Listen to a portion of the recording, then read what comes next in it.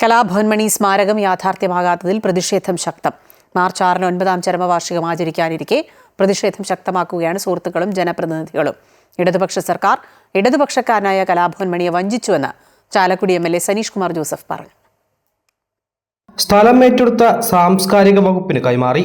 3 കോടി രൂപ അനുവദിച്ച ടെൻഡർ നടപടിയും പൂർത്തിയായി. പക്ഷേ 9ാം ചരമവാർഷികം ആചരിക്കാൻ ഒരുങ്ങുമ്പോഴും കലാഭവൻ മണിയുടെ സ്മാരകം മാത്രം യാഥാർത്ഥ്യമായില്ല. തറക്കല്ലിടാൻ പോലും ഇതുവരെയും സാധിക്കാത്ത സാഹചര്യത്തിലാണ് പ്രതിഷേധം ശക്തമാവുന്നത്.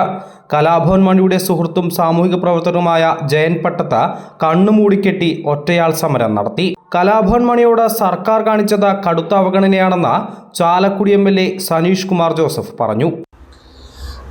കലാഭവൻ മണി സ്മാരകത്തോട് ഈ ഇടതുപക്ഷ ഗവൺമെൻറ് കാണിക്കുന്നത് തികഞ്ഞ അവഗണനയാണ്.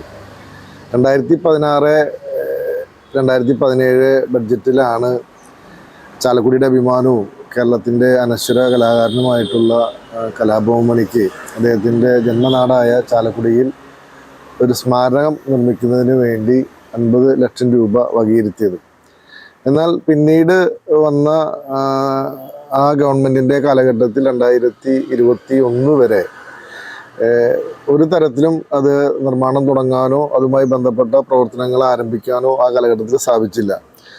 എന്നാൽ സ്മാരകം യാഥാർത്ഥ്യമാകാതെ പോയത് എംഎൽഎയുടെയും ചാലക്കുടി നഗരസഭയുടെയും വീഴ്ചയാണെന്ന് ആരോപിച്ച LDF കൗൺസിലർമാർ നഗരസഭാ കാര്യാലയം ഉപരോധിച്ചു.